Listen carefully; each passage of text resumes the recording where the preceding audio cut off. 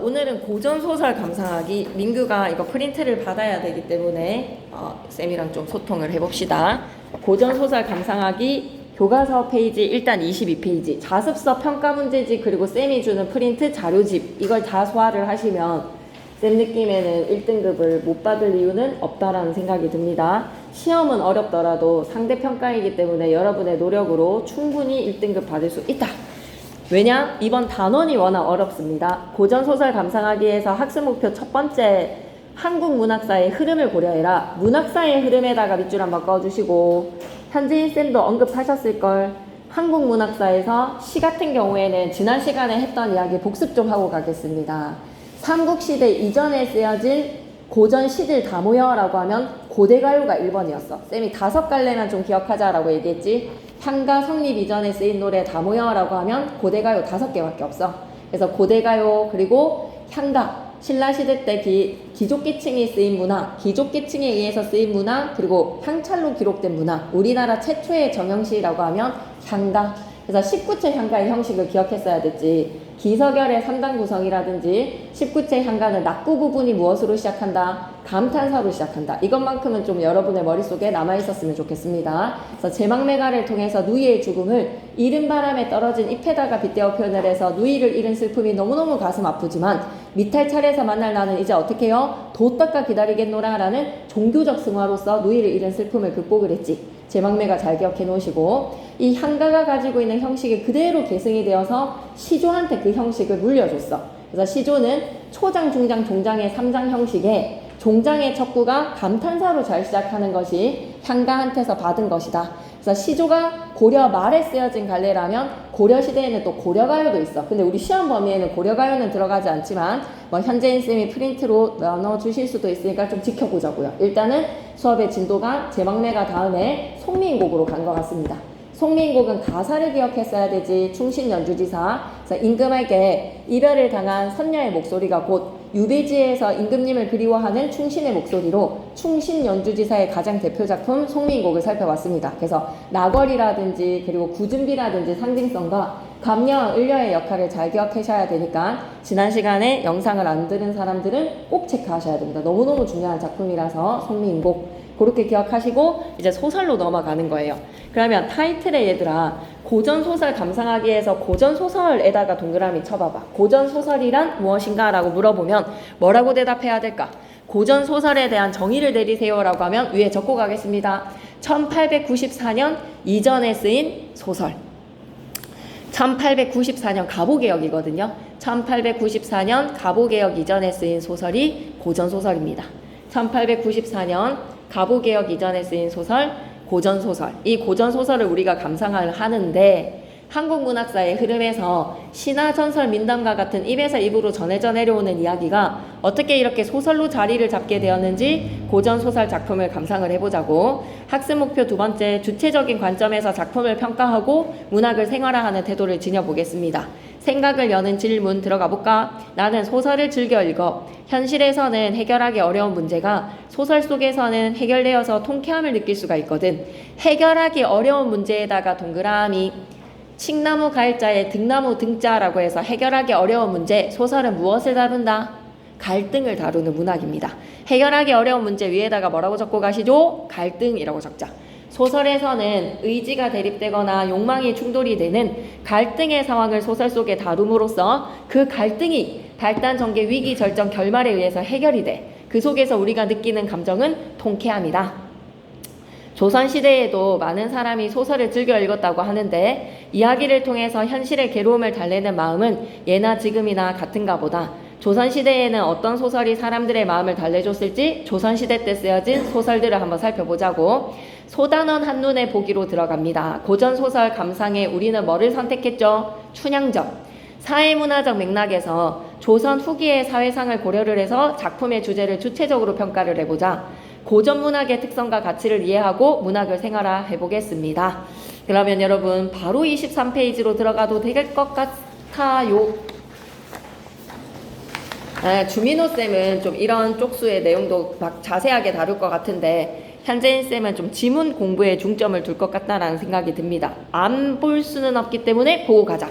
한국 서사문학은 어떻게 변화되어 왔을까? 역사를 살펴보는 거야. 신화, 전설, 민담과 같은 입에서 입으로 전해져 내려오는 설화의 이야기가 소설로 자리 잡기까지의 변화 과정을 살펴봅시다. 삼국시대랑 통일신라시대, 우리 문자 있었다 없었다? 삼국시대랑 통일신라는 한글 창제 이전이지. 그러면 한글을 사용하는 것은 평민계층이 사용할 수 있었지만 양반계층들은 한글 대신에 뭐를 많이? 한문을 많이, 한자를 많이 향유를 했을 것이란 말이야. 그러면 삼국시대 통일신라는 서민들은 문학 창작에 참여를 할 수가 없었을 거야. 그래서 삼국시대에는 입에서 입으로 전해져 내려오는 이야기가 융성을 했는데요. 전설의 동그라미, 믿을만한 이야기, 증거물이 있어서 믿을만한 이야기 전설과 흥미로운 호랑이 담배 피던 시절의 이야기 민담에다가 동그라미, 그리고 하나만 더 찾자. 설화는 세 가지로 나뉘어졌거든. 믿을만한 이야기 신빙성의 전설, 그리고 흥미로운 이야기 민담, 그리고 하나가 뭐였습니까? 신적인 존재의 이야기 신화가 있었어. 그래서 신화, 전설, 민담. 그래서 현재인 쌤이 필기해 주시는 거 있으면 쌤한테 좀 사진으로 찍어서 미리 보내주셔도 되고요. 좀 소통을 해주시면 쌤이 그거에 맞게끔 시험 대비 딱 자료를 만들어 줄게요. 이 파트에서 뭘 설명을 하시는지. 그거는 좀 설명을 하셨어요. 시 들어가시기 전에 쪽수 교과서에서 고전 시가의 흐름, 역사적 흐름 11페이지에서 뭐 필기해 주신 거 있는지 쌤이랑 좀 소통해 주세요. 알았죠? 어? 교과서 있어? 네, 봐봐. 기현이 짱. 특히 딱히 해준 거는 없어? 그럼 한번 교과서 보고 갈게요. 자료도 좀 주셨네. 그래서 중간고사가 좀 어려울 것 같다. 하지만 어려운 게 차라리 낫다라는 점. 계속 갑니다. 미안해. 그거. 자, 그래서 한국 서사문학 변화되어 온 이야기 23쪽 계속 집중. 통일신라 시대에 중국과 교류가 활발해지면서 한문문학이 발달을 했어. 한문문학에다가 밑줄 끄시고 좀 한시와 같은 한문문학이 많이 창작이 되었습니다. 고려시대로 가서는요. 고려시대에다가 별표 하나 쳐놓을까. 고려가요가 창작이 되었던 고전시, 그리고 한국 서사문학에서는 어땠다? 고전문학에서는 사물을 의인화시켜서 사물을 의인화에다가 밑줄 한번 꺼주시고, 뭐 돈이라든지 동전의 돈, 그리고 술이라든지 죽부인이라든지 사물을 의인화시켜서 그 사물의 생애를 다룬 이야기, 가짜 전기인 가전이 창작이 되었습니다. 가전에다가 밑줄 한번 꺼주시고 가짜 전기라고 적어주세요. 선생님, 가짜 전기가 뭐예요? 라고 하면 사물이 솔직히 허구의 대상이잖아. 사물이 이 세상에 존재하지 않는 대상이잖아. 그 사물을 의인화시킨 가전이 나타났다라고 생각하시면 됩니다. 그래서 이제 조선시대로 넘어서면요. 한문소설이 드디어 등장을 합니다. 한문소설이 등장에다가 밑줄 끄시고 위에다가 최초의 한문소설 땡땡. 최초의 한문소설. 소설이라고 부를 수 있는 것에 최초가 창작이 되었다. 최초의 한문소설 땡땡. 뭐라고 적고 가면 되지? 최초의 한문소설 땡땡에 뭐라고 적자? 김시습이라고 적어봐봐. 사람 이름 뭐다? 김시습의 이생규장 금오신화라는 소설집이 창작이 됩니다. 여기에 5작품의 소설이 수록되어 있으니 김시습 금오신화라고 적어갈게요. 김시습이 창작을 한 금오신화가 최초의 소설이었어. 한문으로 쓰여진 최초의 소설이 드디어 창작이 되었다. 고전 소설의 역사가 시작이 됩니다. 그렇게 수많은 한문 소설이 창작이 되면서 한글이 창제되고 난 이후에는 한글 소설이 쓰이기 시작하죠. 한글 소설에다가 밑줄 끄시고 돼지꼬리뿅 최초의 한글 소설 땡땡 적고 가자. 한글 소설이라고 하면 최초의 한글 소설 땡땡. 혹시 아십니까? 최초로 쓰여진 한글 소설은 허균의 홍길동전. 맞습니다. 허균의 홍길동전 하나 적고 가시죠. 허균의 홍길동전으로 인해서 양반가의 사대부 여성들 뿐만 아니라 이제 여자들이 혹은 평민들이 소설을 즐기게 되었습니다. 향유층이 그만큼 다양화가 되었다. 그래서 조선 후기에는 다양한 유형의 소설들이 생겨나기 시작했어. 다양한 유형에다가 밑줄. 영웅들의 활약을 다루고 있는 군담소설이라든지 군담소설에다가 번호 1, 가족 구성원의 갈등과 해결을 보여주고 있는 가정소설이라든지 가정소설에다 번호 2, 그리고 세 번째에다가는 별표 3개. 우리의 시험에서 나오는 춘향전이 입에서 입으로 불려지던 판소리의 노래가 드디어 소설로 정착이 됩니다. 판소리 사설에다가 밑줄 한번 꺼주시고 좀 적어보자. 5마당이라고 좀 적어볼게. 판소리 5마당이라고 좀 적어볼게. 판소리 5마당 땡땡. 판소리 5마당 땡땡 불러볼게요. 토끼전이 뭐였지? 노래로는 수군가. 판소리 5마당 노래 5개 한번 적고 가자. 수군가, 그리고 토끼전은 수군가였고, 그리고 흥부전은 흥부가. 번호 1 수군가, 그리고 번호 2 흥부가, 그리고 번호 3 심청가, 그리고 번호 4 또 들어보신 거 있습니까? 적벽가까지 넣으면 6마당이 되거든. 그래서 적벽가를 제외를 하고 수군가, 그 다음에 흥부가, 그리고 심청가, 그리고 춘향가도 적겠습니다. 춘향가. 토끼전은 수군가, 흥부전은 흥부가, 그리고 심청전은 심청가, 춘향전은 춘향가. 한 개 더 있어야 되는데 생각이 안 나네. 이야기를 한번 생각해 볼까? 뭐 있었지? 흥부, 놀부 이야기, 춘향이, 심청이, 그리고 토끼전. 하나만 딱 더 나오면 되는데 왜 생각이 안 나지? 이렇게 늘 하는 건데 생각이 안 날 리가 있나? 약간 시험 범위에 쌤이 좀 충격받은 것 같다. 이렇게까지 하실 줄이야 라는 생각이.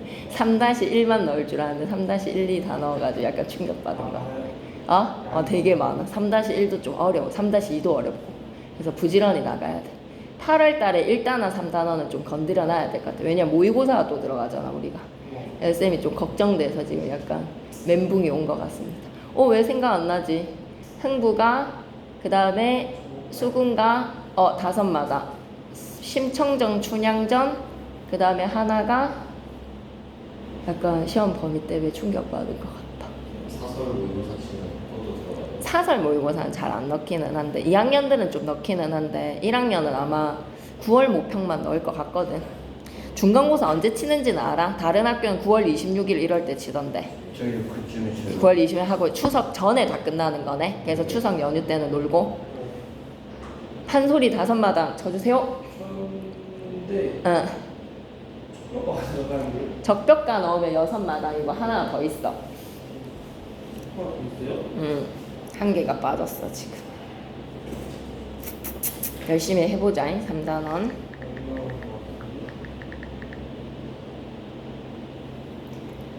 한 개가 그렇게 기억이 안 나나. 흥부가 했지. 춘향가, 심청가, 수군가.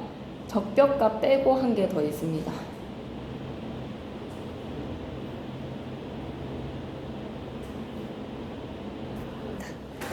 한소리 5마당 적벽가를 넣으시면 되겠습니다. 적벽대전의 노래입니다. 그래서 이렇게 5마당으로 노래로 불렸던 것이 소설로 정착을 하는데 그걸 우리는 뭐라고 부른다? 판소리계 소설이라는 걸 꼭 기억하셔야 됩니다. 판소리계 소설에다가 별표 셋. 그래서 여러분 파란색 박스 판소리계 소설의 특징이 있죠? 너무너무 중요하거든요. 판소리계 소설에다가 별표 3개 무조건 출제. 판소리계 소설이 가지고 있는 문체적인 특징, 형식적인 특징, 내용적인 특징 무조건 시험에 나옵니다. 판소리계 소설에다가 별표 3개 특징 한번 적어보자. 운문체랑 산문체가 섞여서 나타난다. 왜? 판소리 노래였잖아. 판소리의 노래였기 때문에, 춘향가라는 노래였기 때문에 이것이 소설로 정착이 되니 리듬감이 있는 문체의 운문체와 소설의 산문체가 함께 섞여서 나타난다는 겁니다. 그리고 두 번째, 너무 중요한 이야기인데요. 표면적으로 내세우는 주제에다가 밑줄 한번 꺼주시고 밑에다가 뭐라고 적지? 표면적 주제라고 적자. 표면적 주제. 이면에 숨어있는 주제에다가 밑줄 한번 꺼주시고 이면적 주제라고 적자. 그리고 표면적으로 내세우는 주제, 표면적 주제와 그 이면에 숨어있는 주제, 이면적 주제가 있다. 옆에 공간 있지? 그럼 옆에 뭐라고 적고 가자? 주제의 양면성이라고 좀 적어줘. 주제가 양면적이야. 왜냐? 겉으로 봤을 때 양반들이랑 같이 즐겼던 문학이기 때문에 유교적이고 도덕적으로 허허허허 하하하하 참 바람직하다라고 흐뭇한 주제를 표면적으로 내세우고 그 속에는 말하고 싶은 바에서의 찐 내용도 담아내는 이면적 주제를 숨기고 있다라는 거예요. 그러면 춘향전으로 우리가 한번 생각해 봤을 때 춘향전에서는 신분 상승이라는 것을 이루어냈어. 춘향이가 뭐를 걸고 목숨을 통해서 지조와 절개 한 남자만을 지켜봤단 말이야. 한 남자만을 향한 지조와 절개라고 하면 표면적 주제. 그런데 그 이면에는 뭐다? 탐관오리가 횡포를 저지르는 거에 대해서 저항을 한 거야. 서민들의 저항 정신이 담겨져 있는 것이 이면적 주제. 꼭 기억하셔야 됩니다. 운문체랑 산문체의 문체의 특징, 그리고 주제가 양면적이라는 거 기억해 주시고 하나 더 추가하고 갈게요. 번호 03번을 하나 꽁 찍으시면서 판소리계 소설의 특징 하나만 더 추가하고 가자. 꽁 찍으시면서 장면의 극대화, 자, 2부에서 2부로 전해져 내려왔던 이 노래가 소설로 결합, 정착을 하는 데 있어서 제일 재밌는 장면 있지? 만약에 춘향전에서는 시청률이 최고점을 찌르는 장면이 어떤 장면일까? 제일 시청률이 막 게시판이 난리가 날 제일 카타르시스가 느껴지는 장면은 어떤 장면? 아메와사 출두요 하는 장면이겠지. 그런 재밌는 장면은 좀 어떻게 하자는 거야? 포착을 해서 재밌는 장면을 자세하게 묘사를 하는 극대화를 시키자는 거야. 그래서 장면의 극대화를 이루는 문체를 뭐라고 한다? 그 장면을 자세하게 묘사를 하고 열거를 하는 확장적 문체를 사용을 해서 장면의 극대화를 이룹니다. 확장적 문체 좀 적어주시면서 펜 하나만 바꿔볼게요. 잠시만요. 확장적 문체 통해서 장면의 극대화.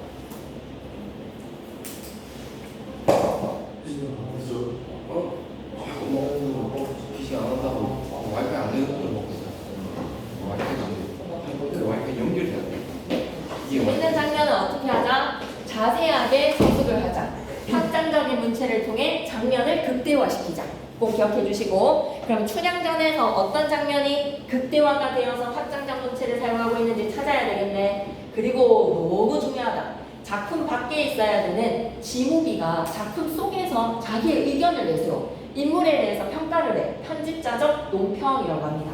작품 밖에 있어야 되는 서술자가 인물이나 사건에 대해서 자신의 의견을 드러낼 때 뭐라고 한다고? 편집자적 논평이라는 특징을 판소리계 소설은 지니고 있다. 너무 중요합니다. 판소리계 소설의 특징, 우문체와 산문체, 주제의 양면성, 그리고 장면의 극대화, 확장적 문체를 통해서 편집자적 논평이 빈번하게 드러난다. 근데 약간 작품 밖에 있는 서술자가 작품 속에서 자신의 생각을 드러내는다. 참으로 참담하구나, I think 하는 거야. 서술자가 I think를 드러낼 때 뭐라고 한다고요? 편집자적 논평 24페이지에 다시 나옵니다. 근대랑 현대로 간다면 현실의 문제를 담은 작품을 다루거나 현대 사회에서 소외된 인물을 다룬 작품 등 다양한 주제의 작품들이 창작이 됩니다. 다양한 주제에다가 밑줄 한번 꺼주시고 춘향전을 감상해 볼 건데요. 한국 서사문학의 특성과 문학사의 흐름을 이해하고 밑줄 자 한국 서사문학의 특성에다가 밑줄 문학사의 흐름에다가 밑줄 주체적으로 작품을 해석하고 문학을 생활화해 보겠습니다. 24페이지 갈게요. 춘향전. 춘향전에서는 18년 9월 모평에도 94년도 2차 수능, 95년도 수능을 휩쓸었네요. 춘향전이. 핵심 정리로 가시죠. 갈래는 고전 소설입니다. 1894년 이전에 쓰인 소설. 판소리계 소설에다가 별표 셋. 시험에는 뭐가 출제될 것이다? 판소리계 소설의 특징. 춘향전에서 찾으실 수 있어야 합니다.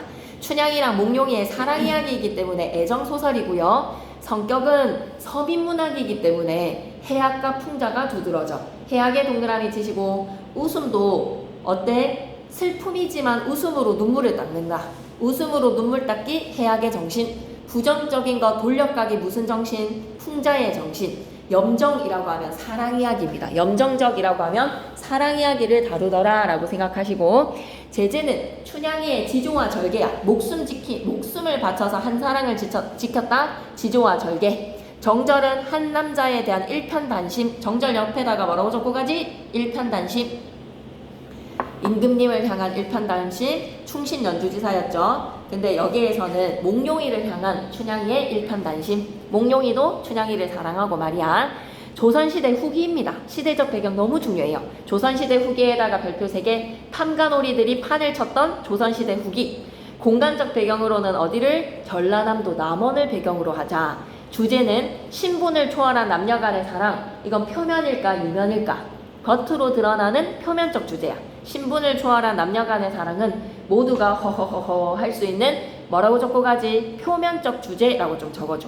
신분을 초월한 남녀 간의 사랑 옆에는 표면적 주제라고 적어주시고 2번 탐관오리 불이한 지배층의 행포에 대해서 민중들이 저항한다라고 하면 탐관오리들에 대해서 민중들이 빡혀먹어라 라고 저항을 한 거는 무슨 정신? 이면적 주제라고 좀 적자. 이면적 주제. 무슨 정신이라고 하면 저항 정신을 얘기하고 싶었고 이면적 주제. 그리고 3번째 신분적 갈등을 극복하자. 왜? 춘향이가 천민이야. 엄마가 기생 출신이거든. 아버지가 대감이라고 하더라도 딸은 아버지의 신분, 아들도 아버지의 신분 따라갈 수가 없어. 엄마의 신분을 따라가기 때문에 엄마가 천민이면 자식도 천민입니다. 그런 신분적 갈등을 극복했어요. 왜? 춘향이가 나중에 정열 부인까지 신분이 상승을 하거든. 거기에서 신분 질서로부터 해방을 받았네. 인간 해방 정신, 옆에다 뭐라고 적고 가자? 이면적 주제라고 적으셔야 돼요. 주제 1번은 표면적 주제, 주제 2번과 3번은 쌤 말 잘못했다. 주제 1번은 무슨 주제? 표면적 주제. 어이구야, 기현은 잠오면 여기 일어서서 적어라. 주제 1번은 신분을 초월한 남녀 간의 사랑, 옆에다 뭐라고 적고 가자? 표면적 주제. 주제 2번과 3번은 무슨 주제? 이면적 주제라고 적어 놓으시고 특징 첫 번째 갈게요. 서술자가 인물과 사건에 개입했어. 이걸 뭐라고 하지? 서술자가 작품 밖에서 서술이나 할 것이지 인물과 사건에 개입해서 자신의 생각을 드러내네 라고 하면 이걸 뭐라고 문학 용어로? 편집자적 논평이라고 적고 가시죠. 특징 1번 옆에다가 뭐라고 적고 가자? 편집자적 논평. 서술자가 작품 밖에 있어야 되는 서술자가 작품 속에 개입해서 인물과 사건에 대한 의견을 제시하더라. 그리고 특징 두 번째, 판소리의 영향으로 운문체랑 산문체가 혼합되어서 나타납니다. 운문체, 산문체의 혼합에다가 밑줄. 그리고 와, 이것도 엄청 중요한 특징이네. 별표 셋. 한자어도 사용하면서 비속어와 같은 일상어도 사용하고 있어. 한자어에다가 밑줄, 일상어에다가 밑줄, 이중언어를 사용을 하고, 그리고 번호 3, 확장적 문체를 사용한 장면의 극대화도 드러나더라. 판소리 특유의 해악과 풍자가 잘 두드러지는 작품이더라. 그럼 얘들아, 우리가 주제에서 기현이 필기되어 있어. 신분을 초월한 남녀 간의 사랑은 표면적 주제, 탐관오리 지배층의 행포에 대한 민중들의 저항 정신은 이면적 주제, 3번의 신분적 갈등의 극복을 통한 인간 해방도 이면적 주제, 1번은 표면적 주제, 2번, 3번은 이면적 주제. 잘 적혀져 있지? 그리고 특징의 첫 번째, 서술자가 인물과 사건에 개입했다는 건 편집자적 논평이라고 적혀져 있죠?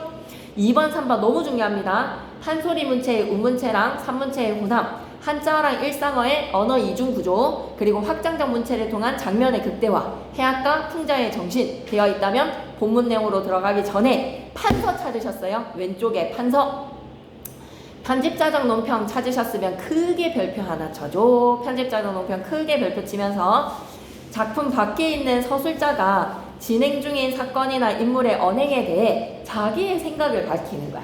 내 생각에는 말이야, 아이고 참담하다. 내 생각에는 말이야, 이 한시가 민중들의 고통을 감안해서 적었을 것 같아 라는 것으로 자신의 의견을 밝히거나 인물에 대해서 와 참말로 명간이다 등을 밀쳐내는 이 모습 훌륭한 관리로구나 자신의 생각을 드러냅니다. 의견을 밝히거나 평가에다가 밑줄 한번 꺼주시고, 편집자적 논평 두 번째, 서술자가 이야기를 재미있게 이끌거나 독자의 동의를 구하기 위해서 거동보소 이런 판소리 사설의 문체도 쟤네들의 모습 좀 봐봐, 우리한테 말을 거는 듯한 어투도 잘 드러납니다. 어찌 하늘이 도우지 않겠는가, 어찌하니 명간인가 질문을 던지면서 우리 독자들한테 동의를 구해요. 서술자가 이야기를 재밌게 이끌어가기 위해서 밑줄 긋자, 독자의 동의를 구할 때에다가 밑줄 질문을 던져 우리한테. 참담하지 않느냐? 참담하다는 거지. 세 번째, 관심을 끌기 위해서 사건이나 인물에 대해서 논평해라. 밑줄 긋자, 사건이나 인물에 대한 논평에다가 밑줄. 한자어 뜻풀이도 잘 봐야 돼. 춘향이가 태기 기생 매월이의 딸이야. 지금은 기생이 아닌 은퇴를 한 기생을 태기라고 합니다. 은퇴를 한 기생 태기. 관청세액이라고 하면 음식 담당의 셰프야. 밑줄 긋자, 음식을 맡아 에다가 밑줄. 육고자라고 하면 육류를 바쳤던 노비야. 육류를 바치던 관노에다가 밑줄. 사면육각이라고 하면 BGM이 끝내준다. 사면이라는 현악기랑 육각이라는 두드리는 악기로 각가지의 악기로 노래를 연주를 하는 겁니다. 오케스트라가 갖춰져 있구나. 운봉연장에다가 별표 하나 치시고 눈치가 빠름이라고 적어줘. 이 인물 운봉영장이라는 인물은 변사또랑은 다르게 눈치가 좀 빠른 인물이야. 운봉영장 옆에다가 뭐라고? 눈치가 빠름. 춘향전 속에 등장하는 운봉영장은 굉장히 눈치가 빠른 인물입니다. 운봉의 진영장으로서 진영장은 조선시대의 각 진영의 으뜸 벼슬이었다. 눈치가 좀 빠른 사람이 등장을 합니다. 앞부분 줄거리로 들어가시죠. 남원부사의 아들 몽룡에다가 동그라미, 광활루에서 그네를 타고 있던 태기 월매의 딸 춘향이한테 첫눈에 반하게 돼. 춘향에다가 동그라미, 이름 예쁘지? 봄의 향기. 첫눈에 반하고에다가 밑줄 끄시고 이때 당시에는 부모님의 허락으로 남녀가 결혼을 하고 연애도 해야 되는 것인데 지네들끼리 첫눈에 반해가지고 바로 사깁니다. 바로 막 하룻밤 잠을 자버려요. 첫눈에 반하고에다가 밑줄 끄시고 옆에다가 뭐라고 적고 가자? 자유연애라고 적자. 부모님의 허락도 받지 않고 지네들끼리 자유연애 해버리는 거야. 둘은 사랑에 빠진다. 백년 가약을 맺어버립니다. 둘만의 의사로서 부모님한테 허락도 받지 않고 결혼식을 올려버려요. 자기네들끼리. 하지만 이렇게 꽁냥꽁냥 하던 시간 속에 몽룡이 아버지가 승진을 하게 돼. 동부승지라는 직책으로 임명을 받으면서 아버지 따라 한양으로 승진을 하니 이사를 가야 되는 몽룡이 한양으로 떠납니다. 한양으로 떠난다에다가 밑줄 끄시고 두 사람이 결국에는 뭐를 해야 되는 상황? 이별이라고 적어봐봐. 한양으로 떠난다, 이별. 그래서 이 춘향이가 홀로 남원에 남게 된 거야. 그래서 오빠가 장원급제에서 찾으러 올 테니까 꼭 기다려라 라는 약속으로 몽룡은 떠납니다. 한양으로. 이후에 남원부사로 새로 들어온 변학도. 몽룡이의 아버지를 대신해서 이 지역에 온 남원부사는 누구다? 변학도입니다. 변학도에다가 동그라미 치시고 밑에다가 탐욕스럽고 부정한 관리라고 해서 탄관오리라고 적고 가자. 변학도가 어때? 민중들을 수탈하고 민중들을 괴롭히고 행포를 저지르는 탐관오리라고 적자. 춘향이한테 수청을 강요를 했다. 수청을 강요에다가 밑줄 끄시고 나랑 오늘 자자라는 겁니다. 수청 강요는 민간의 여자를 자기 마음대로 탐하는 거죠. 춘향이는 이를 거절을 하고요. 거절에다가 밑줄 끄시고 저항정신이라고 적자. 민중들의 저항정신. 부당한 관리에게 빠큐를 날리는 목숨으로서 거절을 하니 옥에 갇힙니다. 옥에 갇힌다에다가 밑줄 끄시고 시련. 춘향이가 시련을 겪게 되는 거야. 옥에 갇힌다 밑에다가는 시련. 한편 장면의 전환입니다. 몽룡이는 어떻게 됐어요? 장원급제 했어. 한방에 장원급제를 하고 암행어사라는 직책을 맡게 되는데 암행어사가 지금으로 치면 어떤 직책인 것 같아? 나쁜 놈들 혼내주는 검사라고 생각하면 될 것 같습니다.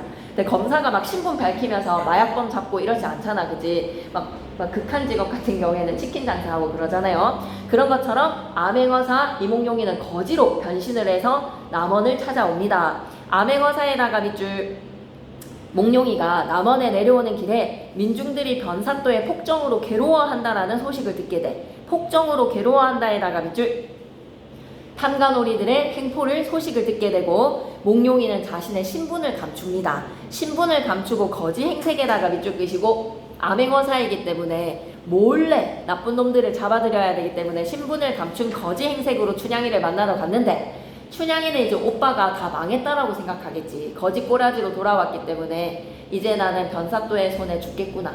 내일 변사또의 생일잔치에 나를 죽일 것이니 나는 변사또의 수청을 들지 않을 것이니 오빠는 그리하소. 나 죽고 가면 자신이 죽으면 시신을 잘 거두어 달라고 부탁을 합니다. 몽룡이가 거지가 되었다라고 생각하기 때문에 춘향이를 만난 다음 날이 변사또의 생일잔치야. 생일잔치에다가 밑줄 끄시고 탐관오리들이 술과 배돼지의 기름을 채우는 화려한 생일잔치를 베풀면서 지네들끼리 놀겠지. 백성들은 고통받고 있는데 말이야. 그곳으로 몽룡이가 행차를 합니다. 이제 우리는 절정 부분에서 제일 재밌는 장면이라고 생각하시면 되겠어요. 절정 1부터 들어갈게요. 가까운 읍에 수령들이 모여든다. 이제 각 지역의 남원부사 변사또의 생일잔치에 주변의 공무원들이 생일잔치에 초대를 받은 거야. 비슷비슷한 다 탐관오리들이겠지. 운봉의 장관에다가 구례, 곡성, 순창, 옥가 다 전라도 지역들이지. 진안이나 장수 원님이 차례대로 모여듭니다. 화려한 생일잔치, 사치스러운 생일잔치. 위에다가 밑줄 끄고 갈까? 파란색 글씨. 사치스러운 생일에다가 밑줄 세부적으로 묘사를 할 거야. 그만큼 백성들을 수탈했던 탐관오리들이 나쁘다라는 걸 보여줄 수 있거든요. 위에다가 밑줄 한번 끄고 가자 얘들아. 사치스러운 생일에다가 밑줄 끄시고 백성을 수탈하는 탐관오리의 면모에다가 밑줄. 백성을 수탈하는 탐관오리의 면모에다가 밑줄. 됐니? 자 이제 사치스러운 생일잔치 한번 봐봐. 왼쪽에는 행수가 앉고요. 군간, 오른쪽에 청령, 사령이 있고 봉간사또, 오늘날 주인공입니다. 오늘의 주인공 변사또, 봉간사또에다가 밑줄. 변사또는요 주인공이 되어서 한가운데 떡하니 앉았어. 그러면서 자기 생일잔치에 매니저들 불러서 분부를 내리는 거야. 자 음식을 담당하는 관청색 불러서 다가를 올리라고 명령을 내리고요. 고기를 다루는 사람 육고자를 불러서 큰 소를 잡으라고 명령을 내리고요. 예방을 불러서 악공을 대령하고 승발을 불러서 천막을 대령하라고 그리고 사령을 불러서는 사령은 보디가드 역할이라고 생각하면 돼. 입밴이라는 말 들어봤어? 입장 금지? 입밴 같은 것들 하라는 거야. 사령 불러서 자빈을 금하라고 명령을 떡하니 내렸습니다. 이렇듯 요란할 때 온갖 깃발 밑에다가는 묘사라고 좀 적어줘. 이제 생일잔치 묘사 들어갈 거야. 놓치지 말고 정신 차리고 필기 잘해야 돼. 육고자 불러서부터 다 읽었다. 사령 불러 자빈을 금하라. 이렇듯 요란할 때 온갖 깃발이면 온갖 깃발 밑에다 뭐라고 적고 간다고? 묘사. 이제 생일잔치 묘사를 한번 해볼게. 묘사라고 딱 적어. 사면육각의 풍요소리 공중에 떠있고 붉은 옷에 붉은 치마 입은 기생들은 흰손 비단치마 높이 들어서 춤을 추고 지화자 두덩실 하는 소리에 화려하게 생일잔치를 사치스럽게 즐기는 모습에 이쪽에 자 물결 표시 갈게. 물결 표시. 뭔가 편집자적 논평을 좀 다른 색깔로 표시해 놓는 것도 좀 추천을 합니다. 어사의 마음이 심란하구나에다가 물결 표시 쫙. 어사의 마음이 심란하구나 라는 거는 I think야. 내 생각에 어사 저거 지금 사치스러운 생일잔치를 보니 이 나쁜 놈들의 탕가놀이들의 행포에 마음이 심란하겠구나 라는 자신의 생각입니다. 자, 체크하고 갈게요. 백성들의 궁핍한 삶에다가 밑줄 끄시고 마이너스, 화려한 생일잔치에다가 밑줄 끄시고 플러스, 이몽룡의 심란해진 마음을 서술자가 개입해서 서술을 했어. 서술자가 개입에다가 밑줄 끄시고 편집자도 논평이야. 찾을 수 있어야 돼. 여봐라 사령들아, 너의 변사또에게 여쭈어라. 먼데 있는 거린이 좋은 잔치에 왔으니, 거린에다가 동그라미 누구를 가리키는 거야? 거지가 이 생일잔치에 왔으니 라고 했을 때 이 거지는 누구를 가리킨다? 이몽룡 자기 자신. 거지 밑에 거린 밑에 뭐라고 적고 가자? 이몽룡 자기가 자기 자신을 거지라고 칭하는 거야. 좋은 잔치에다가 밑줄 한번 꺼주시고, 이 생일잔치가 지금 좋은 잔치야. 백성들의 피 같은 세금으로 이루어지는 이 생일잔치를 좋은 잔치라고 얘기할 수 있겠어? 좋은 잔치에다가 밑줄 끄시고 반어적 표현이라고 적고 가자. 좋은 잔치는 쓰레기들이 사치스럽게 놀고 있는 이 생일 파티에 좋은 잔치라고 얘기를 하는 것은 반대되게 표현한 것이니 반어적 표현이라고 적어주세요. 좋은 잔치에 왔으니 술과 안주 좀 얻어먹자라고 여쭈어라 라고 하니 저 사령의 거동 보소, 저 사령의 거동 좀 봐봐 라는 거는 이것 좀 봐 라고 우리한테 말을 거는 거잖아. 신기하지 하고 말을 거는 거. 이거 뭐야? 작품 밖에 있는 서술자가 작품 속에 개입해서 의견을 내세우는 편집자적 논평입니다. 너무너무 중요합니다. 편집자적 논평 옆에다 뭐라고 적고 가야 되지? 판소리 사설의 어투라고 좀 적어줘. 판소리 사설이 야 저거 좀 봐 라는 거에서 말을 걸거든. 지금 우리한테 말을 거는 저 사령의 거동보소는 뭐다? 편집자적 논평. 판소리 사설의 어투. 아까 판서의 편집자적 논평의 두 번째에 해당해. 서술자가 이야기를 재미있게 이끌어가기 위해서 독자의 동의나 말을 거는 경우라고 생각하시면 됩니다. 자, 그런데 보디가드가 이렇게 금지를 내려. 우리 사또님이 초대장 있는 사람들만 출입하라 그랬어. 입뱀 먹이는 거지. 거리는 금지하라 라고 얘기를 하셨기 때문에 어느 양반인지는 모르겠지만 그런 말을 내지도 마시오 라고 팍 등을 밀어. 등을 밀쳐내니 어찌하니 명간인가. 이쪽 있자. 어찌하니 명간인가 라는 거는 야 참으로 훌륭한 관리다 그자. 변사또가 이렇게 입변을 시키는 이 모습, 거지라고 쫓아내는 이 모습 참으로 훌륭한 관리다운 모습이다 라는 거에서 어찌하니 명간인가에다가 밑줄 끄시고 변사또를 훌륭하다라고 칭찬하는데 변사또는 훌륭한 사람이 아닙니다. 그런데 훌륭하지 않은 사람한테 훌륭하다고 생각하지 않으면서도 아이고 참 훌륭하지 라는 우리에게 동의를 구하는 이 서리적인 표현은 밑줄 한번 끊고 가자. 변사또가 훌륭한 관리가 아님에도 불구하고 훌륭하지 않은가 라고 표현을 하는 것은 명간이 아님을 강조하기 위한 단어적 표현에다가 밑줄.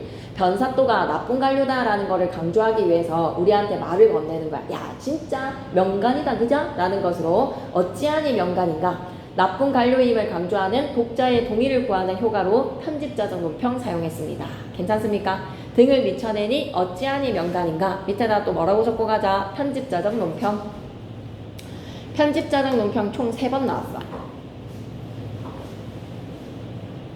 어사의 마음이 심란하구나. 저 사령의 거동보소, 등을 밀쳐내니 어찌하니 명간인가. 여기까지 3가지 체크해 주시고, 운봉영장이라고 하면 아까 뭐라고 얘기했죠? 매니저급이라고 생각하시면 됩니다. 이 거동을 보니까 몽룡이의 거지 행색이 뭔가 좀 심상치 않아. 뭔가 좀 있는 사람인 것 같아. 운봉영장이 그 고동을 보고 범간사또한테 청하는 말이 왠지 저 사람이 좀 찝찝하다. 그냥 보냈다가는 뒤탈이 있을 것 같으니 우리 저 사람한테 안주나 좀 먹이고 보냅시다 라는 거를 제안을 합니다. 25페이지 바로 이어갈게요. 조금 어렵고 힘들어. 그래도 좀 참고 해야 되겠습니다.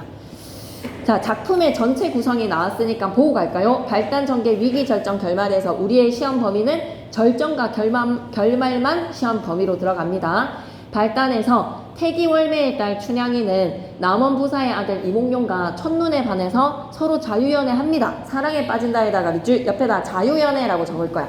부모님의 허락을 받지 않고 그냥 지네들끼리 결혼을 해버린 거야. 사랑에 빠진다 옆에 뭐라고 적고 가자? 자유연애. 전개 부분에서 이몽룡이 아버지를 따라서 한양으로 떠나게 되면서 두 사람은 이별을 하게 됩니다. 이별에다가 밑줄 헤어졌어. 그러면서 이제 춘향이의 시련이 시작이 되는 거야. 그러니까 얘들아, 곰도 사람이라는 업그레이드를 위해서는 시련을 겪었잖아. 쑥과 마늘을 먹으면서 동굴 속에서 100일을 버텨야 됐던 것처럼 우리도 훌륭한 대학생이 되기 위해서는 성희고등학교에서 시련을 겪어야 되는 것처럼 항상 통과 의례입니다. 시련을 겪어야 돼요. 춘향이는 뭐다? 옥에서 몽룡이에 대한 정절을 지키면서 정열 부인이 되는 거야. 항상 사람은 시련을 겪습니다. 위기 부분. 새로 부임한 이 나쁜 놈 변학도에다가 동그라미 수청을 강요를 해. 내 거를 하자고. 이를 거절한 춘향이가 옥에 갇힌다. 옥에 갇힌다에다가 밑줄 끄시고 시련이라고 적자. 이런 걸 우리는 통과 의례적 요소라고 얘기해. 통과를 해야 돼. 통과를 해야 하는 시련이다. 여러분도 성희고의 8번의 시험이 통과 의례입니다. 잘 치러야 됩니다.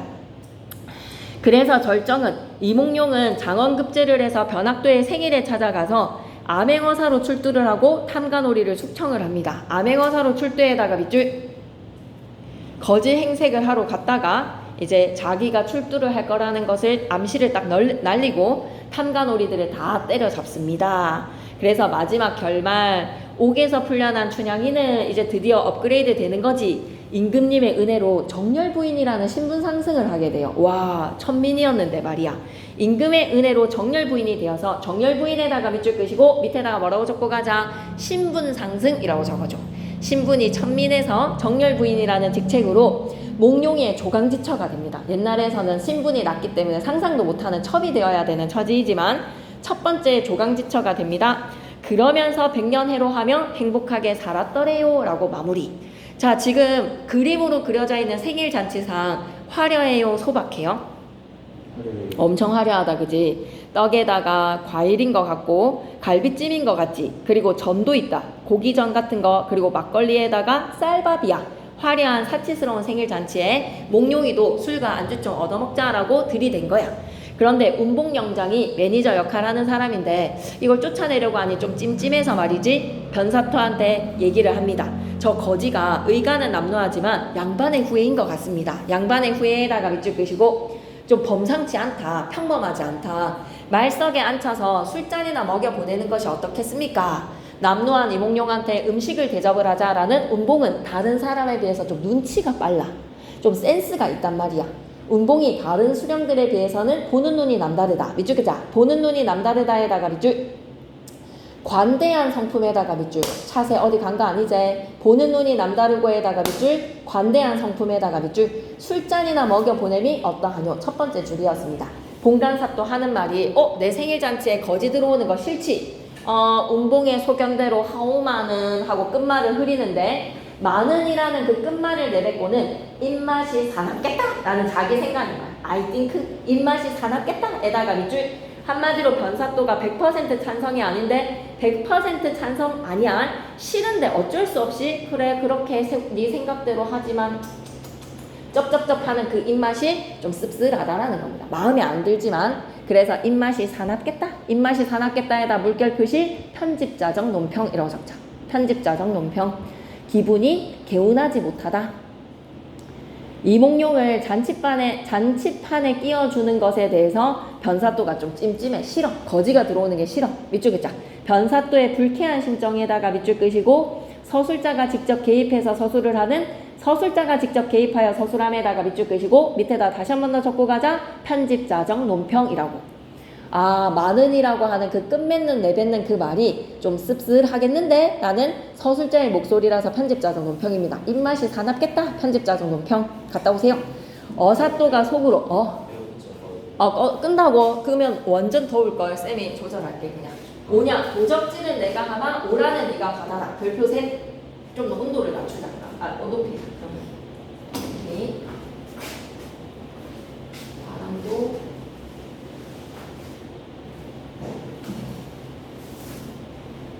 거기 계속 가겠습니다. 많은이라는 끝말을 내뱉고는 입맛이 사납겠는데 이제 어사또가 속으로 얘기를 하는 거야. 아, 이 말 너무 중요합니다. 오냐 도적질은 내가 하마 오라는 네가 받아라에다가 별표 셋. 너무너무 중요합니다. 오냐 도적질은 내가 하마 오라는 네가 받아라에다가 별표 셋. 아 진짜 너무 중요해. 좀 추우면 이쪽 자리로 오면 에어컨을 좀 피할 수가 있어. 이런 자리에 오면 에어컨이 오질 않아. 우진이 뒤쪽 대각선 쪽 자리 이런 자리는 에어컨이 오지 않을 거야. 자 이제 이 구절이 너무 중요해서 집중력을 흐트리시면 안 됩니다. 오냐 도적질은 내가 할 테니까 벌은 네가 받아라 라는 오라는 포승줄이야. 포승줄로 네가 묶여라 라는 말인즉슨 좋은 결과는 자기에게 돌리고 나쁜 결과는 남에게 돌리겠다라는 의미. 밑줄 쭉 긋고 가자. 좋은 결과는 자기에게 돌리고 나쁜 결과는 남에게 돌리겠다는 의미에다가 밑줄 쭉 끄시고 한마디로 나는 좋은 생일 잔치 상을 먹을 테니까 벌은 니를 꼭 먹이겠다는 거야. 벌은 받게 만들겠다라는 것으로 밑줄이자. 변사또를 벌하겠다는 이몽룡의 의지에다가 밑줄. 왜? 그 전날에 춘향이가 옥에 갇혀서 죽을 위기를 겪고 있는 거 칼 뒤집어 쓰고 있는 거를 봤거든. 칼이 뭡니까? 나무로 목을 쭉 빼고 있는 춘향이 모습 좀 볼래? 어떻게 옥에 갇혀져 있는지 27페이지 봐봐. 이렇게 고통을 받고 있는 춘향이를 봤기 때문에 도저히 참을 수 없어. 이 나쁜 변사또 혼내줘야 해. 백성들을 괴롭힌 것뿐만 아니라 춘향이까지도 괴롭혔기 때문에 이 오빠가 참을 수가 없는 거야. 도적질을 내가 이거는 누가 말하는 뭐라고?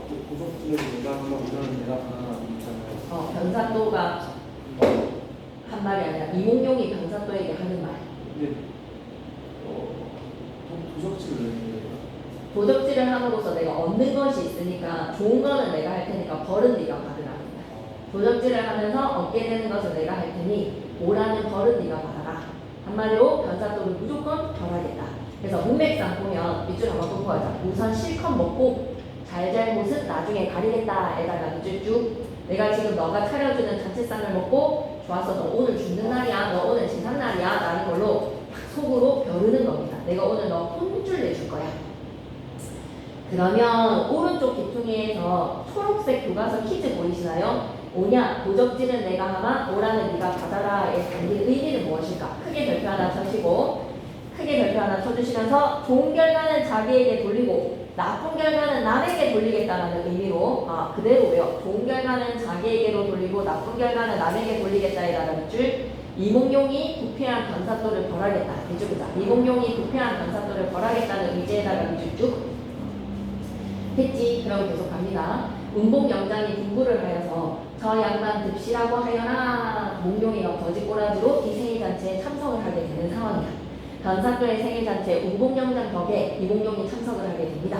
그럼 어사또가 들어가서 단정히 앉아 좌우를 살펴보니까 이 쓰레기들이 다 사치스러운 생일잔치에서 막 배불리 먹고 있단 말이야. 강 위에 모든 수령 다가산을 앞에 놓고 진양조가 높아지는데 어사또가 딱 테이블을 보니까 내 테이블에 상을 보니 어찌하니 풍부하냐에다가 물결 표시 독자들한테 동의를 구하지. 통분스럽지 않겠어? 라는 거는 허허라는 통분스럽다라는 거야. 왜? 거지라고 차별하거든. 모서리가 떨어진 계산판에 당나무 젓가락에다가 고기 반찬 있어? 아니 콩나물에 깍두기에 막걸리 한 사발 딱 놓였구나. 어찌하니 통분하면 편집자적 논평. 통분스럽다라는 것으로 질문을 통해서 우리 독자들의 동의를 구하고 있는 편집자적 논평이라는 걸 기억해야 돼. 통분스러운 이유는 뭐다? 거짓꼬라지에 밥상을 내놓았기 때문이다. 너무 차별이지. 이 그림과는 완전 딴판에 밥상을 내놓은 거야. 모서리가 떨어진 계산판에 당나무 젓가락에다가 안주는 콩나물에 깍두기밖에 없는 거, 막걸리도 한 사발밖에 안 주는 거, 쌀밥도 없는 거. 그러니 몽룡이가 화가 납니다. 어사또는 암행어사입니다. 어사또의 상을 보니라고 해서 어사또 밑에다 이몽룡 암행어사의 암행어사의 어사를 얘기하는 겁니다. 그래서 산을 발길로 탁 차면서 운봉영장의 갈비를 긁으면서 하는 말이야. 가리키면서 운봉영장 덕에 여기 자리에 앉았잖아. 그래서 운봉영장한테 사란의 갈비뼈를 가리키면서 사란의 갈비를 긁으면서 하는 아재 개그. 갈비 한 대 먹고 싶어? 야, 나도 갈비찜에 갈비 한 대 좀 먹자. 왜 나는 반찬이 깍두기랑 콩나물밖에 없냐? 뭐 이런 거지. 나도 갈비 먹고 싶어. 라고 하니까 운봉영장이 민망해서 뭐라고? 다리라도 잡수시오. 라고 합니다. 한마디로 갈비 줄 수 있다 없다? 없다. 그래서 옆에 보면 이몽룡이 운봉영장의 갈비를 가리키면서 나도 돼지갈비 좀 먹고 싶다. 사람의 갈비뼈와 고기의 갈비, 동음이어를 이용한 아재개그라고 생각하시면 되겠습니다. 밑줄 한번 끊고 갈게요. 동음이어에 의한 언어유희에다가 밑줄 끄시고 아재개그야, 아재개그. 아재개그. 어제 차주님이 하나 예시 들어준 거 있었는데 여러분 아재개그 많이 아시죠? 딱 그런 이유라고 생각하시면 돼요. 뭐 하나 해서 웃고 지나갔었는데 네, 그런 류의 아재개그들이라고 생각해 주시면 되겠습니다. 사람의 갈비로 돼지갈비 먹고 싶어 라고 하니까 밥이라도 잡수시오. 하고는 운봉이 하는 말이 어이구 이제 분위기를 전환하려고 하는 거야. 얘가 자기 술상에 대해서 불만을 표하니까 분위기도 좀 바꿀 겸 해서 이러한 잔치에 풍류로만 놀아서는 맛이 적사오니 프리스타일 랩하자라는 겁니다. 차운 한 수씩 하여 보면 어떠하오? 차운 한 수씩 하여에다가 밑줄. 그래서 준민이가 여기에 고자, 높을 고자랑 기름 고자인데 고자 가지고 프리스타일 랩 한번 해봐봐 라고 하니까 우리는 중앙고 너는 성이고 뭐 이런 거 있잖아. 우리는 다 같이 외치고 뭐 이런 거 했었습니다. 딱 그런 거라고 생각하시면 돼요. 끝글자에 고자 맞춰서 프리스타일 랩 하는 거라고 생각하시면 됩니다. 이러한 잔치에 우리가 풍류로만 놀아서는 재미가 없으니 시집기 하나 프리스타일 랩 한번 한 수씩 내보자 라는 것으로 어색해진 분위기를 바꾸기 위해서 노래를 지어보자. 시집기를 제안합니다. 아니면 이몽룡이가 시를 못 지으면 야 너 양반의 후예도 아니구나. 이 거지가 양반 실력은 좀 갖췄는 줄 알았구만. 한 시도 못 짓네. 라는 걸로 이몽룡을 쫓아내려고 시를 지어보려고 하는 거야. 그러니 이몽룡이가 아이 그 말 옳습니다. 암행어사 어사또 이몽룡이가 뭐 글자 한번 내보시오 라고 하니까 운봉이가 무슨 글자를 내주지. 이거는 끝글자가 노풀고로 끝나고 기름고로 끝나야 됩니다. 노풀고에다가 동그라미 기름고에다가 동그라미 이걸로 이제 한 시집기 해야 돼. 두 자를 내어놓고 차례로 운을 달아서 시를 짓는다. 이때 어사또가 하는 말이 아 내가 거지지만 거린이라고 했을 때 거린 밑에다가는 이몽룡이라고 썼죠. 몽룡이가 자기 자신을 거지라고 지칭하는 거야. 이 거지가 어려서 한시 꽤나 읽었습니다. 제가 공부 좀 했어요. 좋은 잔치를 당하여서 좋은 잔치에다가 밑줄 끄시고 진짜 변사또의 생일잔치가 좋은 잔치야?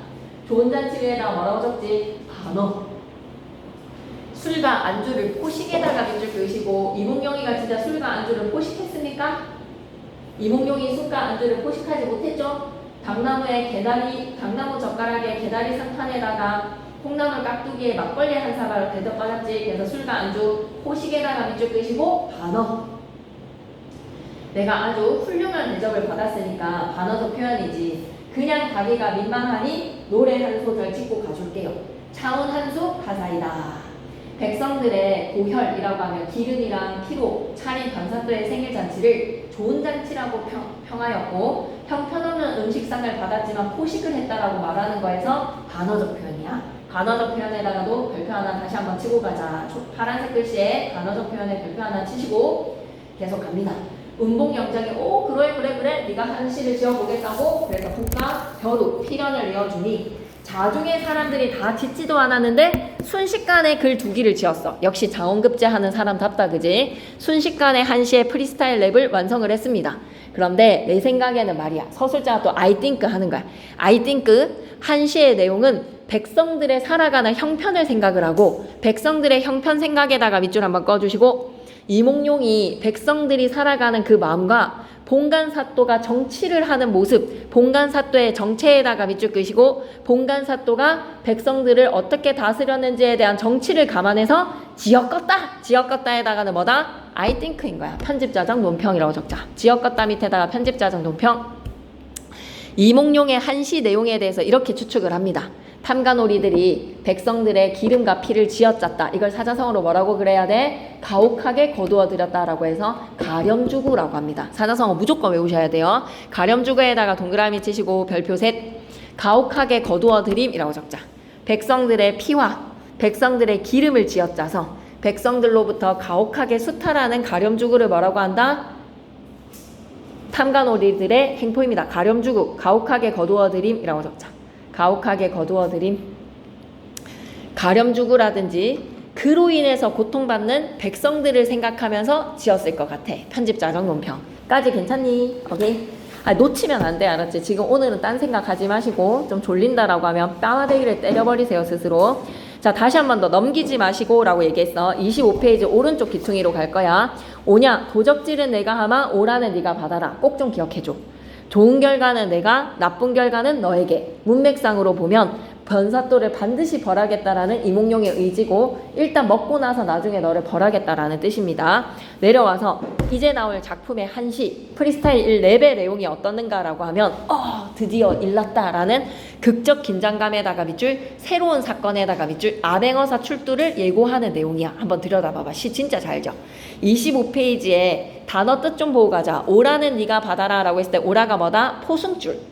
잡혀가는 거, 제인을 묶을 때 쓰던 줄. 진양조의 장단, 통분하다 라는 거는 밥상을 보고 통분을 했죠. 계상판에다가 차운 한수, 필연, 국가별우 단어 뜻 잘 보시면서 넘어갑니다. 26쪽.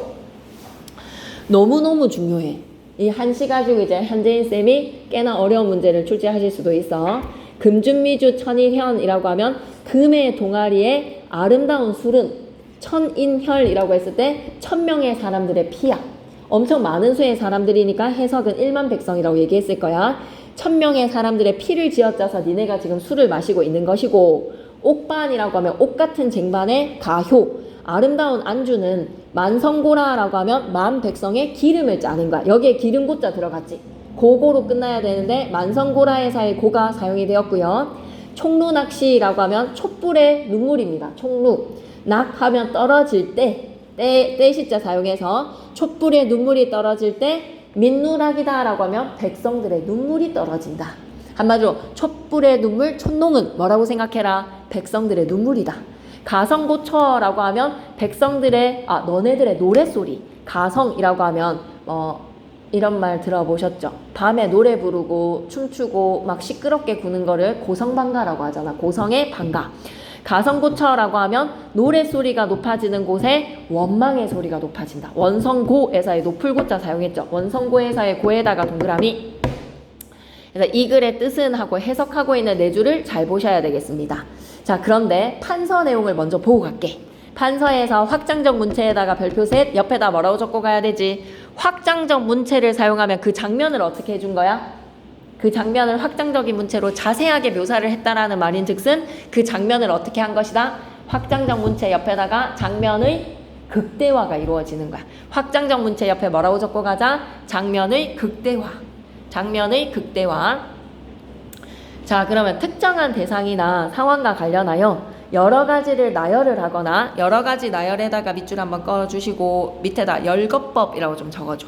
사물들이라든지 상황을 나열을 하는 열거법을 사용을 하거나 나열의 밑에다가는 열거법, 덧붙여서 반복을 하고 부연하는 문체야. 반복 부연에다가 밑줄 한번 꺼주시고 반복법이라고도 적어놓자. 열거랑 반복이랑 문장 구조를 많이 반복을 하는 이러한 문체를 통해 그 장면을 극대화시켜서 자세하게 표현을 하는 거야. 너무 재밌는 장면이니 그 장면을 상세하게 제시를 할 때 확장적 문체를 통한 장면의 극대화. 자, 이렇게 사용하면 확장적 문체를 사용하면 어떻습니까? 라고 했을 때 효과. 판소리에 나타나는 특징 중 하나인 장면의 극대화고 그리고 독자성과 같은 효과를 가져오더라. 오케이, 부분의 독자성. 그러면 이제 내려와. 장면의 극대화가 곧 나올 건가 봐. 이 글의 뜻은 해석해보자. 금동이의 아름다운 술, 밑에다가는 원간령. 술은 어디에다가 빗대어 표현을 한 거야? 1만 백성의 피 밑에다가는 보조간령. 술은 백성의 피다. A는 B다 사용된 표현기법 뭐지? A는 B다 라고 하면 표현기법 뭐더라? 은유법. 술은 백성들의 피를 지어짠 거야. 여기까지 은유 찾았니? A는 B다. 옥소반의 아름다운 안주. 안주 밑에다가는 원간염이라고 적어봐봐. 안주는 원래 나타내려고 하는 원간염. 1만 백성들의 기름이다. 기름이라고 하면 이건 뭐지? 보조간염이라고 적어봐. 기름 밑에다 보조간염. 술은 백성들의 피, 안주는 백성들의 기름. 그러면 이건 문장 구조가 짝이 맞잖아. 술은 피, 안주는 기름이라고 하면 이거 문장 구조가 짝이 맞아지는 대꾸법도 찾을 수 있겠지. 은유랑 대꾸 쓰인 거 끄덕끄덕 하실 수 있겠어요? 은유법 하나, 대꾸법 하나. 촛불의 눈물은 어디에다가? 백성들의 눈물에다가 대꾸. 노랫소리는 무엇이랑? 원망소리랑 대꾸. 그래서 촛불의 눈물이 떨어지면 백성들의 눈물이 떨어지고 노랫소리가 높아지면 원망소리가 높아진다. 여기까지 괜찮습니까? 유사한 문장 구조를 사용해서 자, 리듬감의 짝을 이루는 리듬감이죠. 문장 구조가 짝지어지니까 대꾸법이다 라고 생각해줘. 이렇듯이 지었을 때 본관사또는 몰라보는데 운봉영장이 글을 보면서 속으로 X 됐다 라고 생각하는 거지. 아, 이거 막 지읒됐다 막 앞불사 난리 났다 이거 지금 암행어사 출도의 예고편이다 라고 생각. 저 사람 암행어사다 라고 운봉영장은 눈치를 챈 거야. 앞불사 일이 났구나 라는 거에서 옆에다가 눈치 빠름이라고 좀 적어줘. 눈치 빠름. 근데 빙시 같은 본관사또 변사또는 아무것도 몰라. 다른 수령들은 이 한시의 뜻에 대해서 아무도 생각도 못해. 그만큼 빙시들이고 본관사또는 눈치를 못 채는 멍청이, 똥멍청이. 하지만 운봉영장은 지금 눈치를 챘습니다. 이때 어사또가 하직하고 바로 간 연후에 각 아전들을 분부를 하되 야야야야 큰일 났다 그러면서 이제 뭐 하지? 이몽룡의 한시를 보고 운봉이는 눈치를 챈 겁니다. 운봉이 관속들을 단속함에다가 밑줄 판소리의 특징 중 하나인 확장적 문체가 나타났다. 확장적 문체에다가 밑줄.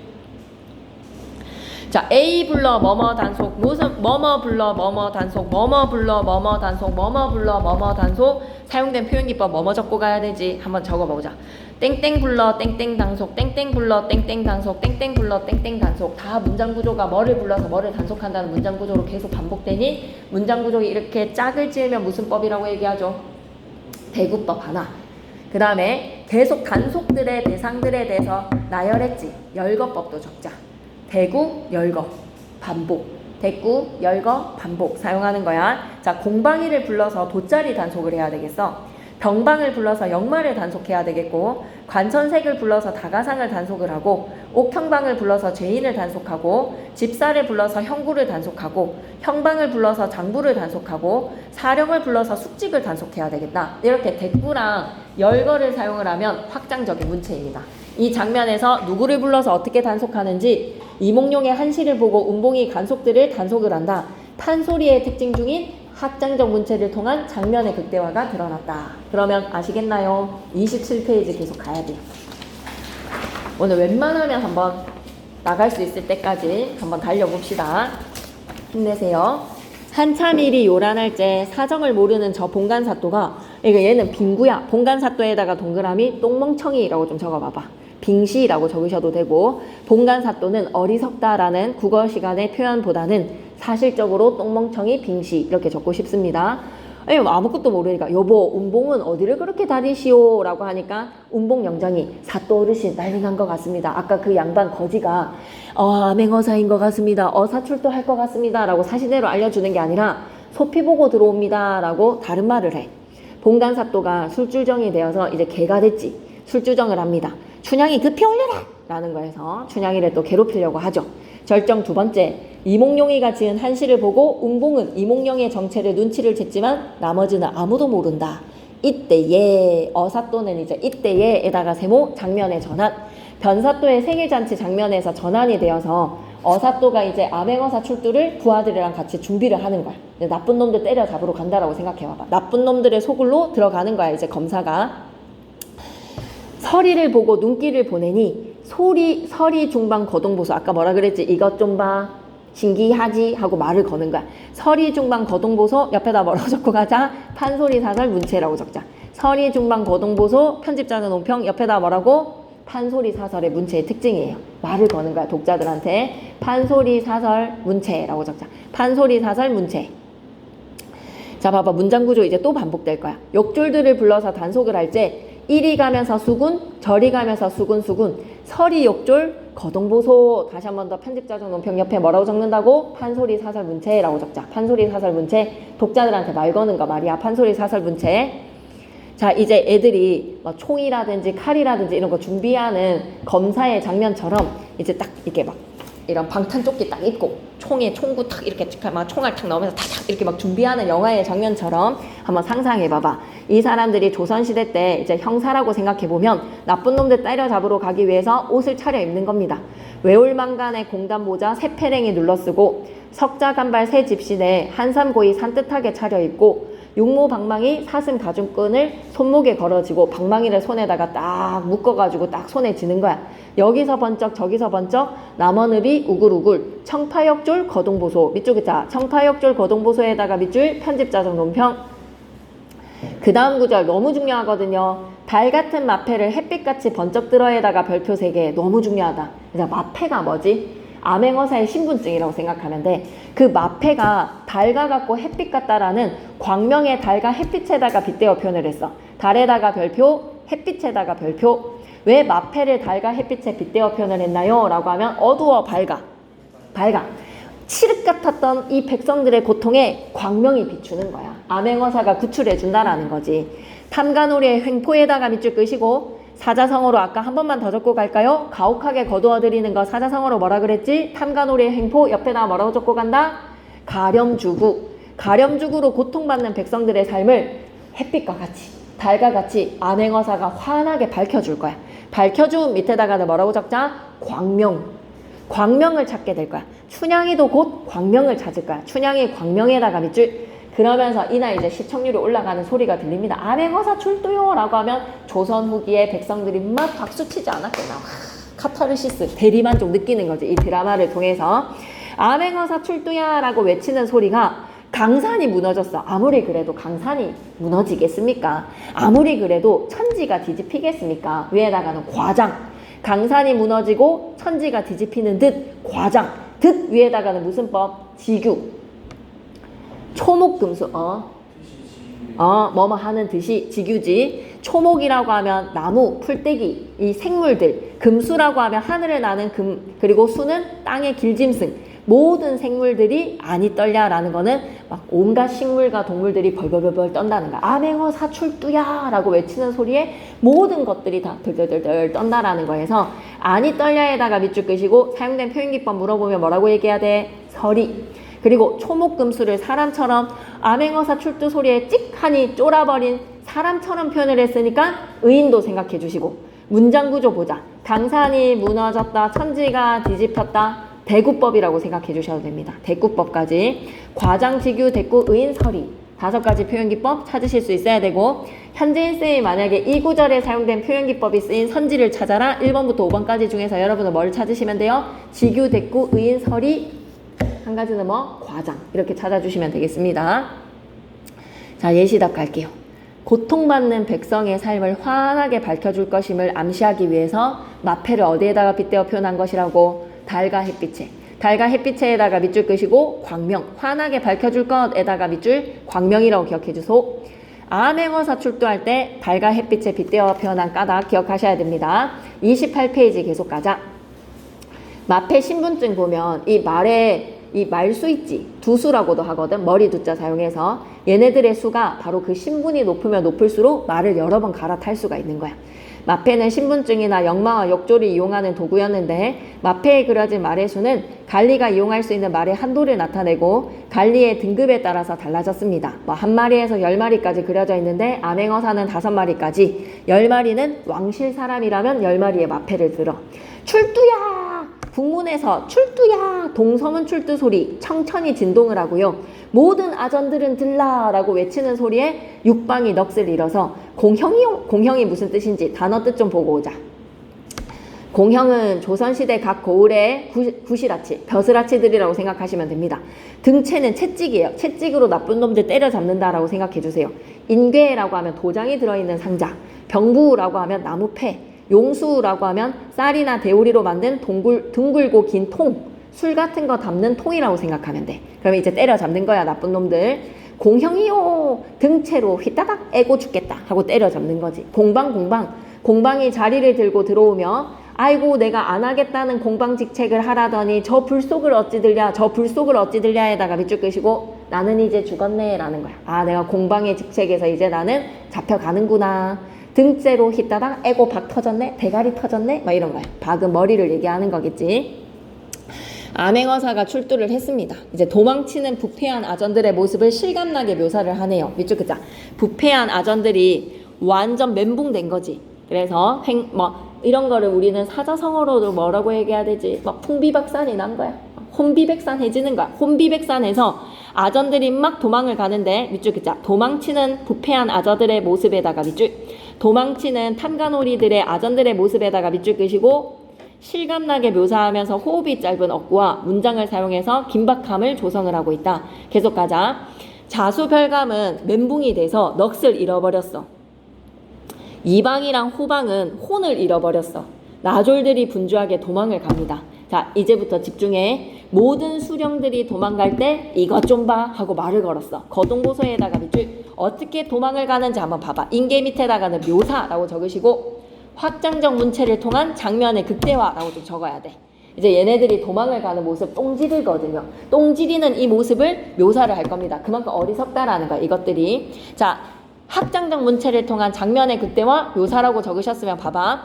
도장에 박스를 상자를 들어야 되는데 인계를 잃고 뭐를 들고 있어? 닭강정 같은 음식의 강정을 들고 있어. 병부를 들어야 되는데 병부를 잃고 송편을 들고 자빠졌어. 탄건을 잃고 술통을 뒤집어 쓰고 있고 지네들이 쓰고 있는 갓을 잃어버리고 소반에 장반을 뒤집어 쓰고 있고 칼집을 쥐고 오줌을 질질 싼단 말이야. 왜? 너무 무서우니까. 부서지는 것은 검은고고 깨지는 것은 북가 장고라. 본관사또는 뭐하고 있지? 본관사또에다 동그라미 변사또. 그러면 이렇게 혼비백산해진 난리나는 상황 속에 본관사또는 뭐야? 똥 싸고 있는 똥을 지리고 있어. 무서워가지고 똥을 싸면서 멍석구멍이라고 하면 방석을 뒤집어 쓰고 새양지 눈 뜨듯이 하면서 안으로 들어갔어. 그만큼 본관사또가 멘붕이 되어서 방석을 뒤집어 쓰고 지구멍으로 숨고 싶은 것처럼 방구석에 막 쳐들어갔다라는 겁니다. 그럼 여기까지 잠시만 보고 갈게요. 수령들이 도망치는 모습이 한마디로 혼비백산이다 라는 거야. 정신없이 혼이 나갔어. 혼비, 날비자거든요. 혼이 나고 백산이 혼비백산이다 라는 것으로 이들의 모습은 존경스럽습니까? 우스꽝스럽습니까? 훌륭한 모습이 아니에요. 우스꽝스러운 걸 뭐라고 한다? 희화화라고 얘기해요. 우스꽝스럽게 깎아내리는 거 뭐라? 희화화에다가 밑줄. 그리고 사용된 표현기법 물어보면 인계 잃고 강정 들고 병부 잃고 송편 들고 뭐뭐하고 뭐뭐하고 뭐뭐하기 뭐뭐하는 것은 뭐뭐라. 문장구조 똑같지. 열거, 대꾸, 과장 괜찮니? 열거, 대꾸, 과장까지 다 끄덕끄덕 할 수 있겠어? 확장적 문체의 장면의 극대화라고 생각할 수 있겠지? 본관사또의 모습도 봐봐. 새양지가 눈을 뜨듯이 비유적 표현이라는 거, 웃음을 유발하는 해학적 표현이라는 거, 그리고 애가 이제 정줄을 놨어. 정줄을 놓다 보니까 말을 어떻게 하는지 봐라. 추워라, 문 들어온다, 바람 닫아라, 물 마르다, 목 들여라 라는 거에서 정신이 나갔지. 언어 도치에 의한 말장난. 판서 한번 보실래요? 언어 도치에 의한 언어 유희는 문과 바람, 그리고 물과 목. 제대로 말하면 뭐라고 얘기해야 돼? 바람 들어오니까 문 닫아라, 목마르니까 물 들여라 라고 얘기를 해야 되는데 문과 바람, 물과 목을 뒤집어서 말한다는 것은 그만큼 멘붕인 거야. 밑줄 긋자. 도치에 의한 언어 유희에다가 밑줄. 당황하고 있는 변사또의 심리에다가 밑줄. 관청색은 상을 잃어버리고 문짝을 들고 막 도망을 가고 있어. 서리역졸 달려들어서 후다닥 하고 때려치니까 한 대 치니까 에고 나 죽네 라고 관청색도 잡아들였습니다. 29페이지 갈게요. 한마디로 수령들을 다 싸잡아 들인 거야. 나쁜 놈들 다 때려잡았습니다. 29페이지. 이때 어사또가 분부하기를. 어사또에다가 동그라미 치시고 뒤에 영상 봐라. 1분 8초 이렇게 당겨가지고 뒤에 부분 보면 된다 알았지? 여기서부터 자세현 수강하세요. 어사또가 분부하면서 내리기를 유튜브에 들어가면 있습니다. 그러니까 약간 효도의 정신으로 말이야. 이 골은 옆에다 뭐라고? 효도라고 적자. 효도. 그러니까 아버지 사무실이야. 옛날에 우리 아버지 변사또 이전에 남원 부사였잖아, 그지? 아버지가 직무를 하시던 아버지의 오피스인데 여기에다가 이 거지 꼬라지 같은 이 깽깽이 같은 이 쓰레기 같은 놈들을 잡아 족치는 것도 아버지한테는 폐가 된다는 거야. 영상 꼭 들으세요. 이 골짜기는 대감이 자정하시던 골이라 잡소리를 그만하라는 거는 시끄럽다라는 거야. 나름대로 장소를 이동해야 하는 이유는 뭐야? 예전에 우리가 아버지가 사용하시던 사무실이니까 다른 장소로 옮기자. 객사로 옮겨라에다가 밑줄 한번 꺼주시고, 자, 변사또의 자리에 이몽룡이 자정할 수 있지만 부친께서 앉아 계시던 곳이기 때문에 소란스럽게 하지 말고 다른 장소로 옮기자. 전관이었다라고 하면 전의 관리였던가. 여기를 담당하셨던 아버지에 대한 예우, 존경심, 효도라고 생각하시면 됩니다. 예우에다가 밑줄, 존경심에다가 밑줄, 효노미네라고 생각하시면 돼요. 유교적 가치의 효가 잘 드러났습니다. 그러면서 자리에 앉고 난 후에 봉간사또는 바로 뭐야? 대가리, 댕강, 봉고파직하여라. 봉고파직에다가 밑줄, 단어 뜻 좀 보자. 봉고파직은 뭐야? 파면이야, 파면. 잘린 겁니다. 절정사로 갈게요. 사대문에 방을 붙이고 옥형리를 불러서 분부를 하기를 골짜기에 옥에 갇혀져 있는 제수들을 다 올려라 라는 것으로 지금 억울하게 잡혀져 있는 제수들이 있겠지. 여기에 누구도 포함되어 있지. 감옥에 갇혀져 있는 제수에는 누구도 포함되어 있다. 춘향이가 포함이 되어 있어. 그래서 어사또가 춘향이 구하려고 제수들 다 올려라. 호령을 하니 죄인을 올린다. 다 각각 죄를 묻고 난 후에 이 나쁜 놈 변사또가 죄가 없는 사람들을 잡아들인 것도 있겠지. 그래서 풀어줬습니다. 방송을 해주니까 저 계집 누구겠습니까? 드디어 춘향이입니다. 저 계집은 무엇이냐? 형리가 여쭈어대 기생월매의 딸이온데 관청에서 포악한 죄로, 관청에서 포악한 죄에다가 밑줄 봐봐. 나쁜 놈들의 시각에서 춘향이의 죄를 이렇게 얘기하지. 관청에다 대고 포악했다, 반항했다라는 겁니다. 관청에서 포악한 죄에다가 밑줄 끄시고 변사또의 수청 거부라고 적자. 변사또의 수청을 거부를 했다라는 거. 변사또의 수청 거부. 그 죄로 옥중에 있삼내다. 무슨 죄인고? 형리가 아래대 봉간사또 수청 들라고 불렀더니 아이고 지까짓게 수절이 정절이라고. 수절이 정절에다가 밑줄 말장난이야. 절절 절자로 끝내는 말은 지키술자 수절, 발을 정자 정절, 수절이 정절이라 절자로 끝나는 말로 말장난입니다. 수청을 안 잊으려 하고 변사또에게 악을 쓰며 달려든 춘향입니다 라고 춘향이가 변사또한테 반항했다라는 것으로 나쁜 놈들 입장에서 얘기하는 거지. 춘향이는 정절을 지키려고 했었던 것인데 어사또가 누구다? 이몽룡입니다. 이몽룡이가 분부를 하기 이렇게 나쁜 척하는 거지. 오빠 왔다 라고 바로 밝혀. 아니면 춘향이를 테스트하는 거야. 지금 약간 춘향이 테스트라고 생각하시면 됩니다. 진짜 춘향이의 진심을 알아보기 위해서 어사또가 그냥 암행어사인 척하지 이몽룡이라는 것을 밝히지 않아요. 야, 너 같은 천한 계집이, 너 같은 년이 수절을 한다? 정절을 지킨다고 관장에게 포악하게 굴었으니 여기에서의 관장은 누구다? 변사또. 너보다 훨씬 신분이 높은 변사또한테 포악하게 굴었다? 살기를 바랄 소냐? 라는 거는 너는 죽어서 마땅한 년이다. 죽어 마땅하기에 테스트하는 거야. 내 수청도 거역할까에다가 밑줄 쭉 끄시고 여기에서 춘향이가 계산기 두드려 보니까 변사또보다 훨씬 직책이 높은, 그러니까 한마디로 이 경찰관 정도가 된다면 지금 어사또는 뭐야? 검사 정도가 되는 거지. 계산기 두드려 보니까 이 남자는 더 돈을 많이 버는 남자잖아. 그러니 몽룡이도 어제 거짓꼬라지로 왔잖아. 몽룡이 버리고 변사또는 늙은 남자고 막 못된 남자니까 수청은 막 거절을 하고 싶었지만 정의를 실현을 해주는 이 어사 너무 멋진데 라는 걸로 수청을 허락을 하는 순간 이야기는 좀 이상하게 흘러가겠지, 그지? 네. 그래서 수청을 거역할까라고 테스트를 하는 겁니다. 수청도 거역할까? 밑에다 뭐라고 적지? 이몽룡의 의몽스러움이라고 적자. 이런 거 능청스러운 거야. 의몽스러움. 밑에다 내 수청도 거역할까? 뭐라고 적어놓는다고? 이몽룡의 자세야 중요하다. 의몽스럽다라는 거는 뭐야? 좀 능청스러운 거야.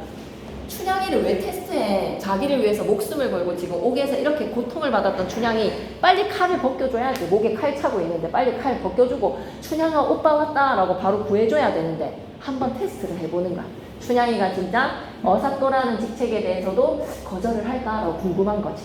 그래서 테스트를 하는 거야. 여기서 이제 실패하면 이야기는 이상하게 흘러가는 건데 춘향이가 어떻게 하는지 봐봐. 춘향이 진짜 멋들어지는 대사를 날립니다. 뭐라고 말할 것 같아? 쓰레기야 꺼져라 라고 얘기하겠지. 너도 변사또랑 개찐 도찐이다 이 쓰레기 새끼야 라고 얘기하겠지, 그지? 춘향이가 탁 멋있게 얘기합니다. 야, 내려오는 관장마다 관리마다 개개이 모두 훌륭하구나, 훌륭해, 모두 명간이로구나 에다가 밑줄 끄시고 진짜 훌륭해서 춘향이가 박수 쳐주는 거야? 아니면 이 쓰레기들아 라고 빡큐를 날리고 싶은 거에 명간이라고 표현한 거야. 빡큐 대신에 지금 명간이라고 얘기하는 거니까 반어적 표현에다가 밑줄. 그러니 춘향이가 이렇게 빡이 쳐서 하는 말이야. 다음 시간에 필기할 테니까 우리 읽고만 갈까? 자세하게 한 번씩만 더 짚고 가는 거는 다음 시간에 시작점으로 잡고 읽고는 가자. 뭐라고 탁 명언을 날리는지 춘향이가. 야, 어사또야 들어봐봐라. 네가 그렇게 잘난 암행어사야? 내 말 들어봐봐. 층암절벽의 높은 바위가, 바위는 단단하지 변하지 않지. 춘향이의 모습이야. 춘향이의 정절이야. 이게 바람이라는 시련에 무너질까? 춘향이는 무너지지 않아. 청송록죽의 푸른 나무라고 하면 푸른 소나무, 푸른 대나무, 이 푸른 나무가 눈이라는 시련에 변하리까라는 것은 변한다, 변하지 않는다, 변하지 않아. 그 어떤 시련이 닥쳐도 춘향이는 몽룡이에 대한 일편단심을 꺾지 않는다는 거야. 그런 분도 마시고 나는 이몽룡의 여자니까 어서 바삐 죽여주시오 라고 얘기를 한 거야. 감동이다, 그지? 춘향이는 끝까지 이몽룡을 향한 마음을 지켰기 때문에 수절이 정절이라는 테스트를 통과를 했어. 그래서 박수, 이제 정렬 부인이 될 가치를 지닌 사람이야. 그러니 마지막으로 뭐라 그래? 향단아, 서방님 어디 가셨노? 어젯밤에 옥문간에 와 계실제. 천만 당부를 한 게 뭐였어? 내 시신을 거두어 달라고 거지 꼬라지로 몽룡이가 찾아온 것에 대해 유언을 남겼는데 어디를 가셨는지 나 죽는지도 모르고 이렇게 나쁜 오빠라는 거에서 몽룡이를 한번 원망을 해. 자기가 이런 위기에 닥친 거에서. 그러니 어사또가 분부하면서 얼굴 들어서 나를 보라 의문스러운 게 자기의 정체를 밝히죠. 춘향이가 고개를 사사사사 하고 들어보니까 위를 살펴보니 어머나 거지 꼬라지로 왔었던 낭구님이 어사또가 되어서 앉아있구나 라는 거에서 몰라 하면서 오빠의 가슴을 막 팡팡 치겠지. 이제 춘향이가 반은 웃고 반은 울음에 몰라 하는 겁니다. 이제 모든 갈등의 해소가 되는 것으로 다음 시간에 이제 마무리를 지을게요. 그럼 다음 시간에는 어디에서부터? 층암절벽부터 시작을 하겠습니다. 너무 중요한 장면이라서. 오케이, 고생했어요. 그래서 학교에서 나가는 소식도 좀 자주 전해주세요, 쌤한테. 그렇죠.